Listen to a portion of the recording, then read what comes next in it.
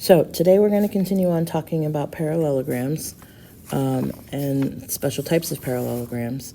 And so yesterday we talked about just the parallelogram, and we learned these 5 things up here at the top. Opposite sides are congruent, opposite sides are parallel, opposite angles are congruent, consecutive angles are supplementary, and diagonals bisect each other.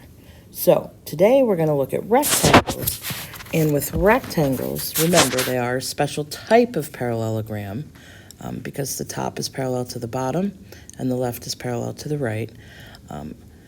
So it does fall into the definition of a parallelogram, but a rectangle has 2 of its own properties.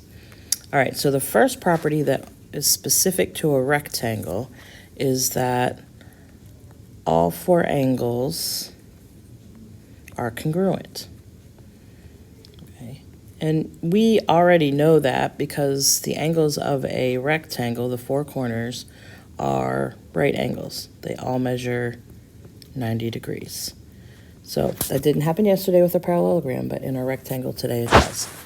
The second property that we're going to look at that is specific to the rectangle right now is our diagonals. We're going to look at those.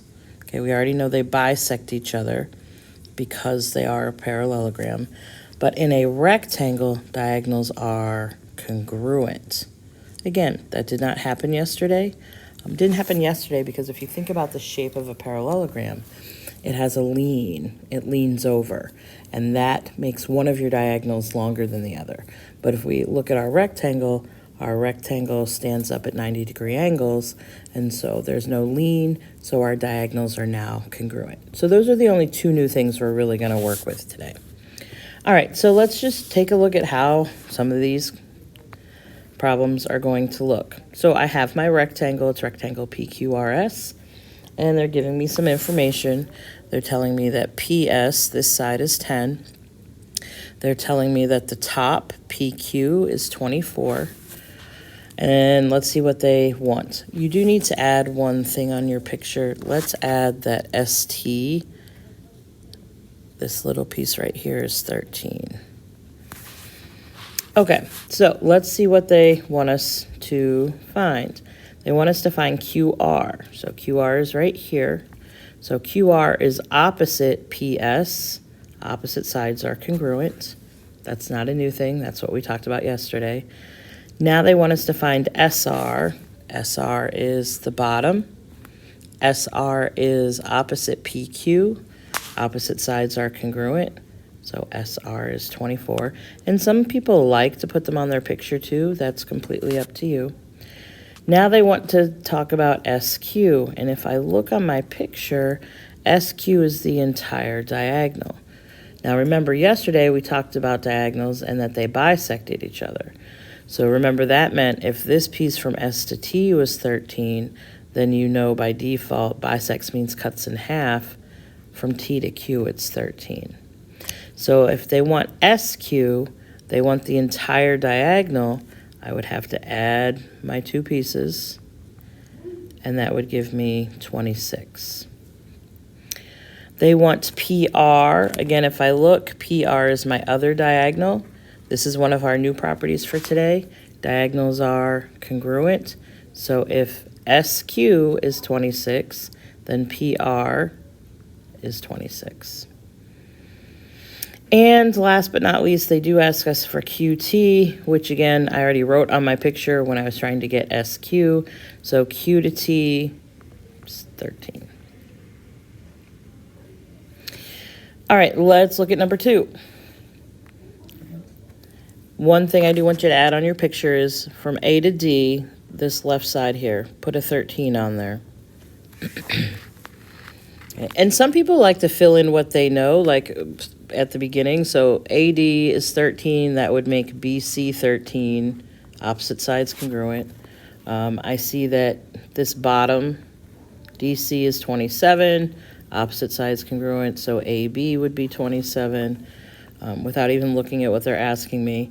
Then I notice that from A to E, it's 15, which means I know this piece is 15. Diagonals bisect each other. which make my whole thing 30. Remember, in a rectangle, your diagonals are congruent. So by default, you also know ED, because it would be half of 30, which would be 15, and you know BE for the same reason. Okay. And you can do that if you want to do that. Sometimes it's easier because then you can just pick off your picture. So AC, excuse me, is the entire diagonal. So again, I'd have to add my two pieces to get the whole, would be 30. BD is my other diagonal. They want the whole thing. So if AC is 30, BD is 30. Diagonals are congruent today. Then they want BE, so E is half of my diagonal. 30 divided by 2 is 15, or we already have it on our picture. And they want AB. Okay, so AB is the top. Opposite sides congruent, so AB would be 27. And BC is opposite AD. Opposite sides are congruent, so BC would be 13. But again, if I had already put them on my picture, that tends to roll a little more quickly. All right, so let's look at some angle measures. Okay, and see what we got. Now, there's a couple things that come into play here. First thing is your four corners are 90-degree angles. Sometimes they'll put the boxes, sometimes they won't. If they tell you it's a rectangle, then you should know they already have 90-degree angles. With that said, the other thing I notice is that 27 is referring to this piece of the corner. So I could actually figure out the other piece of my corner because I know they have to add up to 90. So I could do 90 minus 27, and that would give me what, 63? So this piece is 63. Now, the other thing that comes into play here, we have flashing back to our parallel lines, is that the top is parallel to the bottom, and the left is parallel to the right. We'll look at that in a second. The top is parallel to the bottom, and if I look at my diagonal as a transversal, then this 27 is alternate interior to this bottom piece here. And what do we know about alternate interior angles with parallel lines? Alternate interior angles are congruent. Okay. Alternate interior angles are congruent. Okay. And then again, if I paid attention, this corner is 90, I could find this piece, it would actually be 63. Just to point that out. Now, we may have to do something extra, but let's see what we got.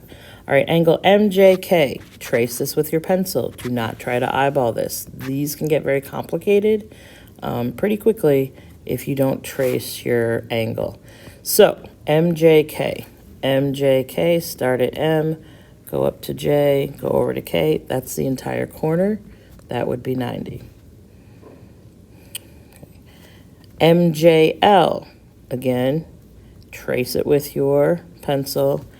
MJL is just this little piece here, and we said the whole corner is 90, part of it's 27. We have 63 left over. JLK, JLK, again, trace JLK. Okay, now, we had already filled that in, just talking about it. It turns out to be 63. You also could have used the right parallel to the left. This is your transversal, making those alternate interior.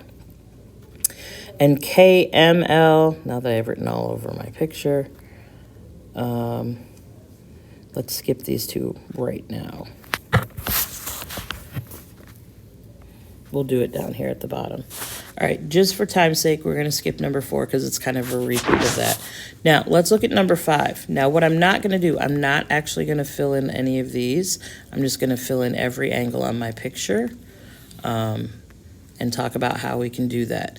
So the first thing I'm going to do is fill in this angle. So DAE is 52 degrees. Okay. I know the whole corner is 90. So to get this piece, I can do 90 minus 52. Okay, and that would give me, let's see, 8 would be 60, so 38 degrees. That's how I got this piece. Now, back to what we talked about at the top. The top is parallel to the bottom. Okay, use your diagonal as a transversal. So this 38 would be alternate interior to that angle. So that would be 38. If that bottom angle is 38, you know your whole corner is 90. You can do 90 minus 38, which you really shouldn't have to because you should already know the answer. But that tells us this is 52 degrees. Now, here's a trick with these rectangles. You could rotate it and look at the other two sides being parallel and do alternate interior. But here's a faster way to do it. If you guys look, the diagonals with the top make a triangle. Okay? And the thing about these is we know that AE is congruent to EC, because diagonals bisect each other.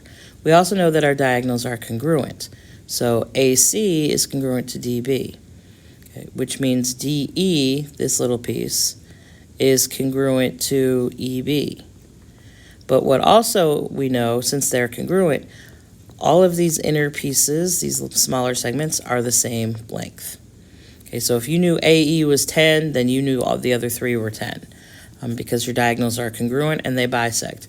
Now, when you look at it that way, what happens is this is an isosceles triangle. And when you have an isosceles triangle, your base angles are congruent. Meaning, if this bottom angle up here at the top left is 38, then by default, by the definition of an isosceles triangle, this is 38. Okay, you can do the same thing for this bottom triangle. Okay, since this is an isosceles triangle, if this base angle is 38, you know this is 38. You can also do the side. Now there's two ways you could come up with this other angle, but you could do this triangle. It's isosceles, okay, which would mean that 52, this is also 52. Okay, you also could have used the corner, right? If that's 38, 90 minus 38. So then I think most you can figure out this would be 52. Now, they don't a lot of times ask you this, but how could we find this angle right here? Yeah, if you look, this goes back to triangles. This is a triangle. Okay, what do we know about the three angles of a triangle? They add up to 180. Okay, so if I have 38 and 38, if I add them together, that's 76. 180 minus 76 leaves me 104 for this angle right here. And then by default, I know this angle. Why? Because they're vertical. Vertical angles are congruent. Now, how would I find these? Okay, two ways you could do it. Old Newt way and using a triangle. Okay, if I use this triangle right here, I got 52 and 52. So I could add those two together, subtract from 180. Okay, and when I do, I get 104. So 180 minus 104 is 76. You could do the same thing for the other angle, or you could recognize they're vertical. Okay. Some of you might have seen, because some of you are good at catching this, but some of you may have realized also that's not the only way you could have done that. You could have looked at, hey, this angle and this angle make a straight line, straight angle, so they have to add up to 180. So you can actually fill in every angle when they give you a picture like this, using alternate interior angles, using the isosceles triangle, okay, base angles are congruent, and then using what you know just about a triangle and the angles inside. All right, let's keep going because now they're going to have us write some equations. So this one says find EF. For time's sake, we're going to change that and just find X. Okay, yes, you can plug in. And you are going to have to plug in on some, but not this one. So they want us to find x. So I look, what do I have? I have opposite sides. What do I know about opposite sides? Opposite sides are parallel, but what would help me write the equation? Opposite sides are congruent. Good. So my equation would be 3x plus 5 equals 7x minus 39. Type it into Desmos or solve it by hand, but x turns out to be 11. Now, if I did want you to plug in, if they wanted EF, you would have come up here, said 7 times 11 minus 39. But just to save us some time. All right, let's look at the next picture. RT, so they're telling me that whole thing is 5x minus 14. And then they're telling me US, just color code them so you can see they're different, is 2x plus 10. And again, right now we're just going to find x. So they want us to solve for x. So what are those? Those are diagonals. What do we know about diagonals? Diagonals bisect each other. Good. What else do we know about diagonals? Diagonals are congruent. Okay. If they are congruent, then you're just going to take your two pieces. RT is 5x minus 14 equals, what's my other? 2x plus 10. Use Desmos to solve if you don't want to solve it by hand. And so x turns out to be 8. So these are just a matter of deciding what you know about your picture and applying it correctly.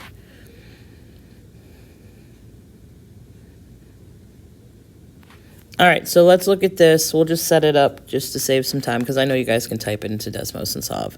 JM, so that's half of your diagonal, is x plus 17. MK, it's another half of your diagonal, is 5x minus 3. Find JL. Again, right now we'll just do x. So, what do we know about them? They're parts of what? They're parts of your diagonal. What do we know about the diagonals? They're congruent. What else do we know?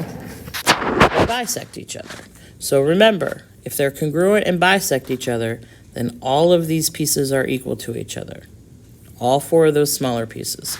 So all you're going to do is say x plus 17 equals 5x minus 23. Okay. Those 4 smaller pieces, the whole thing is congruent, and they bisect each other. Bisects means cuts in half, so they're actually all the same. And again, type it into Desmos, get your x. All right, let's look at number 9. Okay, this one we're going to skip because it gets a little redundant, more diagonals. Let's look at number 10. Again, right now we're just going to find x. I'm going to have you find an angle or two, but let's just find x. All right, so they're telling us that BAC, this angle right here in the top corner, is 7x plus 5. And they've also marked out on my picture that angle DCA, which is this angle right here, is 11x minus 3. Okay. So if I look at those, what I have to realize, and remember we told you this was going to happen at some point, parallel lines, transversal. Okay. So these are actually alternate interior angles. And what do we know about alternate interior angles when I have parallel lines? They're congruent. So I'm going to say 7x plus 5 equals 11x minus 3. Alternate interior angles are congruent. So remember, we told you when we get to further down the road, we'd run back into parallel lines. So this is it. Type it into Desmos, solve for x. All right, let's look at number 11, and we are going to find the angle that they want us. They want us to find GHI, which is this corner angle. And again, if I use my alternate interior angles, you'd have to turn it sideways if you want your parallel lines to run horizontal. But GHI is the same as this angle right here, alternate interior. But right now, I can't do anything until I figure out what x is.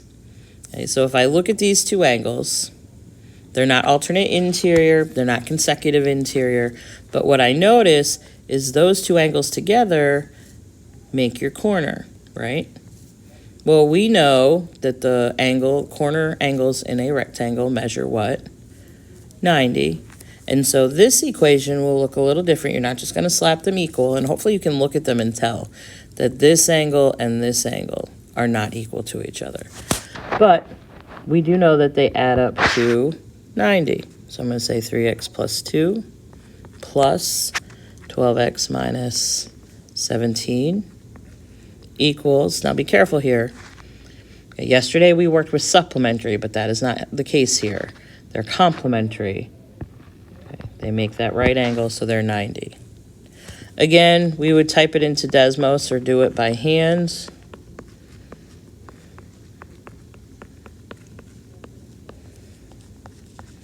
that'd be what, 5, 6, 7, 7, right? Yes. So when you type into Desmos or do it by hand, you get 7. Now, that's not it, because they want this top angle, G8 or JHI. JHI is alternate interior to GJH, this angle right here.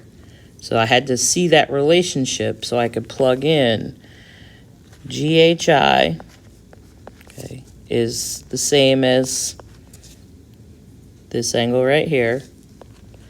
So I got 7, so I'm going to say 3 times 7 plus 2. You're just plugging in. So that'd be what, 21 plus 2, so that would be 23. And that'd be 23 degrees. So this angle right here turns out to be 23, as does this. Now, they didn't ask, but you could find this angle, this other smaller part of the corner. You could plug in 12 times 7 minus 17, or you could recognize, hey, look, the corner is 90. I know that part is 23. I just figured that out. What do I have left? 67. Okay, and then you could keep going if you needed to. So that is all we're going to do. We're not going to do these last two.